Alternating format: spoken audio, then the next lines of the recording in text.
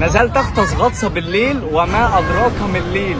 شوف اللي حصل معايا، ومع العلم دي قصه حقيقيه. في غطسه السفاري الجروب كله متجمع، وصلنا لليل وعندنا غطسه النايت دايف، وهنبتدي ان احنا نشرح محاضره النايت دايف عشان ننزل. انا معايا كشافي العادي اللي بينور لي واللي كله تمام، ولقيت يا اخويا ان هم معاهم كشافات قد كده. والمعروف ان في الغوص الليلي النور الزياده ممكن يقوم حيوانات علينا، ومن ضمنها اللاين فيش. طب يا جماعه كده ايه، لا استهدوا بالله كده. طب ماشي، ما دام معاكم كشافات كبيره مفيش مشكله، بس نحاول ان احنا نجزأها، نفتح شويه نقفل شويه، ونزلنا الميه. ان حد يفتكر كلامي، يا نهار ابيض، للاسف واللاين فيش سبحان الله مستنيانا يا باشا. مجاميع شايفين اضاءه بقى وعاملين فرح تحت الميه. ابص يمين لاين فيش، ابص شمال لاين فيش، ابص قدامي لاين فيش. والمعروف عن اللاين فيش اللي هي من اكتر الاسماك السامه، وبيحصل لها استنفار وبتهيج قوي على اضاءه الكشاف او اي اضاءه. انا لقيت غطاس واقف بظهره و5 أو 6 لاين فيش